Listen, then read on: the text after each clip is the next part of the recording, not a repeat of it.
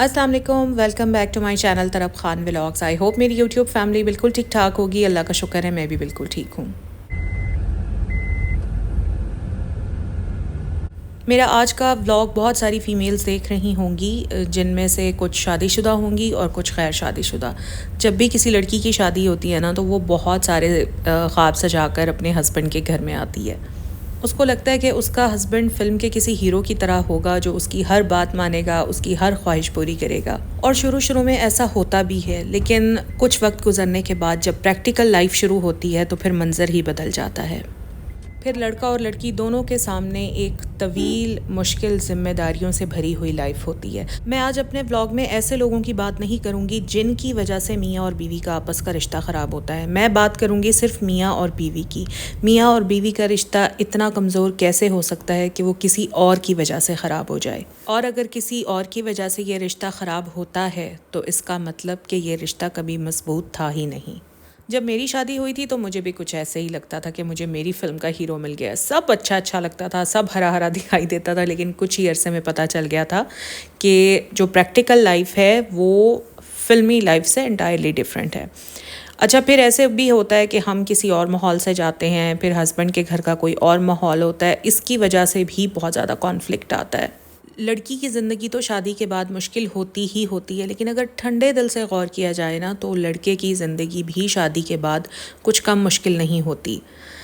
लड़के को सारी रेस्पॉन्सिबिलिटीज़ पूरी करनी होती हैं। वो सुबह जाता है कमाने के सिलसिले में, रात को घर वापस आता है थका हारा, पता नहीं बॉस की डांट सुनता है, कितने लोगों से लड़ता है सिर्फ अपनी फैमिली को फीड करने के लिए। और पूरा दिन यही सब कुछ बर्दाश्त करके जब वो रात को घर आता है तो उसको किसी किस्म का झगड़ा नहीं चाहिए होता, क्योंकि वो पूरा दिन इतना लड़ झगड़ कर आ रहा होता है कि वो चाहता है कि मैं घर जाऊं और मैं सुकून करूं। लेकिन यहीं से इख्तलाफात का एक नया सिलसिला शुरू होता है, क्योंकि शुरू में हर लड़की को नए घर में मुश्किलात का सामना होता है और वो चाहती है कि हम ये चीज़ें अपने हस्बैंड को बताएं, और अगर यही चीज़ें हस्बैंड सुनने पर राज़ी ना हो तो ऑब्वियसली फिर इख्तलाफात का सिलसिला शुरू होता है। एक बात तो तय है कि जब भी शादी होती है ना, तो दोनों लड़का और लड़की को आपस में एक दूसरे से ये प्रॉमिस करना चाहिए कि कुछ भी हो जाए वो किसी की भी वजह से अपना आपस का रिश्ता ख़राब नहीं करेंगे। एक दूसरे से बोलना नहीं छोड़ेंगे, एक दूसरे के साथ बाहर घूमना फिरना नहीं छोड़ेंगे, एक दूसरे के साथ खाना खाना नहीं छोड़ेंगे। क्योंकि जब दूसरों की वजह से मियाँ और बीवी का रिश्ता कमज़ोर होता है और वो एक दूसरे से ज़्यादा दूर जाते हैं ना, तो फिर दूसरों को ज़्यादा मौका मिलता है उनमें मज़ीद दूरियां पैदा करने का। लड़का हो या लड़की, दोनों को अपनी ज़िंदगी में एक साथी चाहिए होता है, और वो साथी ऐसा साथी होता है जो माँ बाप, बहन भाई, दोस्तों से हट के होता है। एक ऐसा साथी जिसके सामने आप खुली किताब की तरह होते हैं। इख्तलाफात तो कहीं पर भी हो जाते हैं, इख्तलाफ का पैदा होना बड़ी फितरी बात है। दो बहन भाई इकट्ठे रहें, उनमें इख्तलाफात हो जाते हैं। दो भाई दो बहनें इकट्ठे रहें, इख्तलाफात हो जाते हैं। अगर वालिदैन साथ रह रहे हों तब इख्तलाफात हो जाते हैं। तो अगर मियाँ बीवी में इख्तलाफात हो जाते हैं तो मियाँ और बीवी इन इख्तलाफात की वजह से अपना रिश्ता तोड़ने पर क्यों तैयार हो जाते हैं। काफ़ी दिनों पहले मैंने मियाँ बीवी के रिश्ते से मुतालिक एक बहुत ही इंटरेस्टिंग पैराग्राफ पढ़ा था, और वो एक शौहर साहब ने लिखा हुआ था। मैं यहाँ पर उनका नाम नहीं लूँगी, उन्हीं की ज़बानी मैं आपको बताती हूँ। वो कहते हैं कि मेरी बीवी ने कुछ दिनों पहले घर की छत पर कुछ गमले रखवा दिए और एक छोटा सा बाग बना लिया। गुज़श्ता दिनों में छत पर गया तो ये देखकर हैरान रह गया कि बहुत से गमलों में फूल खिल गए हैं। लीमू के पौधे में 2 लीमू भी लटके हुए हैं और 2-4 हरी मिर्चें भी लटकी हुई नज़र आईं। मैंने देखा कि गुज़श्ता हफ्ते मेरी बीवी ने बांस का जो पौधा गमले में लगाया था, उस गमले को घसीटकर दूसरे गमले के पास कर रही थी। मैंने कहा कि तुम इस भारी गमले को क्यों घसीट रही हो? बीवी ने मुझसे कहा कि यहाँ ये बांस का पौधा सूख रहा है, इसे खिसकाकर उस पौधे के पास कर देते हैं। मैं हंस पड़ा और मैंने कहा, अरे पौधा सूख रहा है तो खाद डालो, पानी डालो, इसे खिसकाकर किसी और पौधे के पास कर देने से क्या होगा? बीवी ने मुस्कुराते हुए कहा, ये पौधा यहाँ अकेला है इसलिए मुरझा रहा है, इसे इस पौधे के पास कर देंगे तो ये फिर लहलहा उठेगा। पौधे अकेले में सूख जाते हैं, लेकिन इन्हें अगर किसी और पौधे का साथ मिल जाए तो ये जी उठते हैं। ये बहुत अजीब सी बात थी। एक एक करके कई मंज़र मेरी आंखों के आगे बनते चले गए। मेरे वालिद की मौत के बाद वालदा साहिबा कैसे एक ही रात में बूढ़ी और बहुत बूढ़ी हो गई थीं। अब्बू जान के जाने के बाद वो सूखे हुए पौधे की तरह रहती थीं। جس والدہ صاحبہ کو میں نے کبھی اداس نہیں دیکھا تھا وہ والد کے جانے کے بعد خاموش سی ہو گئی تھیں۔ مجھے بیوی کے یقین پر مکمل اعتماد ہو رہا تھا۔ لگ رہا تھا کہ سچ مچ پودے اکیلے میں سوکھ جاتے ہوں گے۔ بچپن میں ایک بار بازار سے ایک چھوٹی سی رنگین مچھلی خرید کر لایا تھا اور اسے شیشے کے جار میں پانی بھر کر رکھ دیا تھا۔ مچھلی سارا دن گم سم رہی۔ میں نے اس کے لیے کھانا بھی ڈالا لیکن وہ چپ چاپ ادھر ادھر پانی میں گھومتی رہی اور اس کو ڈالا گیا سارا کھانا جار کی تہہ میں جا کر بیٹھ گیا۔ مچھلی نے کچھ نہیں کھایا۔ 2 دنوں تک وہ ایسے ہی رہی اور ایک صبح میں نے دیکھا کہ وہ پانی کی سطح پر الٹی پڑی تھی۔ آج مجھے گھر میں پالی وہ چھوٹی سی مچھلی یاد آ رہی تھی۔ بچپن میں کسی نے مجھے یہ نہیں بتایا تھا۔ اگر معلوم ہوتا تو کم سے کم 2-3 یا ساری مچھلیاں خرید لاتا اور میری وہ پیاری سی مچھلی یوں تنہا نہ مر جاتی۔ مجھے لگتا ہے کہ دنیا میں کسی کو تنہائی پسند نہیں، آدمی ہو یا پودا، ہر کسی کو کسی نہ کسی کے ساتھ کی ضرورت ہوتی ہے۔ میاں اور بیوی دونوں کا رشتہ اس وقت مضبوط ہوتا ہے جب دونوں ایک دوسرے کی خوبیوں اور خامیوں کے ساتھ برداشت کرنا شروع کر دیتے ہیں، اور جو میاں بیوی بلا وجہ ایک دوسرے پر کرٹیسزم کرتے رہتے ہیں، ایک دوسرے کو چھوٹی چھوٹی بات پر کرٹیسائز کرتے رہتے ہیں، ایک دوسرے پر طنز کرتے رہتے ہیں، تو وہاں سے رشتہ کمزور ہونا شروع ہو جاتا ہے اور پھر اس ماحول میں دوسروں کو خوب موقع ملتا ہے کہ وہ میاں اور بیوی کے درمیان میں اختلافات پیدا کر سکیں۔ تنہائی بہت بری چیز ہے، تنہائی مار دیتی ہے۔ میں اپنی پوری یوٹیوب فیملی کو بھی کہوں گی کہ آپ اپنے ارد گرد جھانکیں، اگر کہیں کوئی اکیلا نظر آئے تو اسے اپنا ساتھ دیں، اسے مرجھانے سے بچائیں۔ اگر آپ اکیلے ہیں تو آپ بھی کسی کا ساتھ لے لیں، آپ خود کو بھی مرجھانے سے بچائیں۔ تنہائی دنیا میں سب سے بڑی سزا ہے۔ گملے کے پودے کو تو کھینچ کھانچ کر پاس کیا جا سکتا ہے، لیکن آدمی کو قریب لانے کے لیے ضرورت ہوتی ہے رشتوں کو سمجھنے کی، محفوظ کرنے کی اور سمیٹنے کی۔ اگر دل کے کسی گوشے میں آپ کو لگے کہ زندگی کا رس سوکھ رہا ہے، زندگی بدمزہ ہو گئی ہے، زندگی میں کوئی اٹریکشن نہیں ہے، کوئی چارم نہیں ہے، تو آپ اپنی زندگی پر رشتوں کی محبت کا رس ڈالیں، خوش رہیں اور مسکرائیں۔ اپنے پارٹنر کی غلطیوں کو اگنور کریں۔ اگر اس کے اندر کچھ ویکنیسز ہیں تو ان کمزوریوں کو اس کے خلاف اس کی ڈھال نہ بنائیں، بلکہ اس کی مضبوطی بن کر اس کی ان کمزوریوں کو دور کرنے کی کوشش کریں۔ اپنے پارٹنر سے ہر وقت کی انکوائری کرنا چھوڑ دیں۔ اب کہاں ہو، اب کیا کر رہے ہو، گھر کب آؤ گے، اتنا لیٹ کیوں ہو گئے ہو، یہ سوال ماں اپنے بیٹے سے کرتی ہے تو مناسب ہے، لیکن اگر ایک بیوی اپنے شوہر سے کرتی ہے تو کافی غیر مناسب بات ہے، کیونکہ پاکستان میں بہت سارے شوہر اس بات کو پسند نہیں کرتے کہ بیوی ان سے اس قسم کی انکوائری کرے۔ تو بیویوں کو چاہیے کہ جتنی زیادہ سپیس آپ اپنے ہسبینڈ کو دے سکتی ہیں آپ دیں، اور اللہ پر ٹرسٹ رکھیں۔ دیکھیں، اگر کچھ برا ہونا ہے، اگر آپ کی قسمت میں لکھا ہی ہے نا کچھ برا ہونا، تو وہ تو ہو کر ہی رہے گا۔ آپ کی اس طرح کی انکوائری کرنے سے کچھ بھی نہیں ہوگا۔ سو سپیس دیں اور اللہ پر بھروسہ رکھیں۔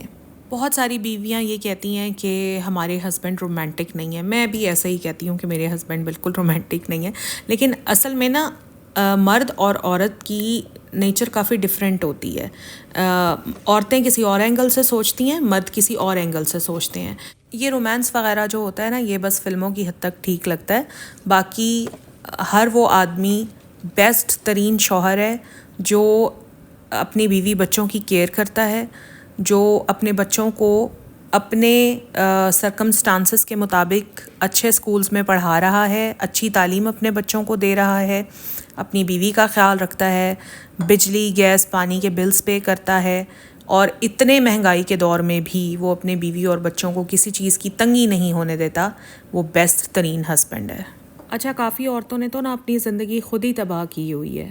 عورتیں اگر صرف اپنی ایک عادت چھوڑ دیں نا تو زندگی بہت بہتر ہو جائے گی، اور وہ عادت ہے دوسروں کی چیزوں کو دیکھ کر حسرت کرنا۔ میں نے پہلے بھی اپنے ولاگ میں اس بات کا ذکر کیا تھا کہ یہ ساری جو تقسیم ہے نا، یہ اللہ تعالیٰ کی ہوئی ہے۔ اللہ نے کسی کو زیادہ نوازا ہوا ہے، کسی کو کم نوازا ہوا ہے۔ بہت ساری عورتیں اپنے رشتہ داروں کی، اپنی سہیلیوں کی یا کسی کی بھی چیزیں دیکھتی ہیں، کسی کے پاس کوئی اچھا سوٹ دیکھ لیا، کسی کی گاڑی دیکھ لی، کسی کا بڑا گھر دیکھ لیا، یا کچھ بھی کسی کا کچھ دیکھ لیا، تو وہ اپنے شوہر سے لڑتی ہیں کہ اس کا شوہر تو اس کو اتنا خوش رکھتا ہے، اتنی چیزیں دیتا ہے، اور تم مجھے کیا دیتے ہو، تم نے مجھے آج تک دیا ہی کیا ہے۔ تو یہاں سے پھر میاں اور بیوی کے درمیان میں اختلافات شروع ہوتے ہیں۔ حالانکہ اگر عورت صرف اس ایک بات کو سمجھ جائے کہ یہ ساری ساری تقسیم اللہ تعالیٰ کی ہوئی ہے، اور جتنا اللہ تعالیٰ نے نوازا ہے ہمیں اسی میں خوش رہنا چاہیے.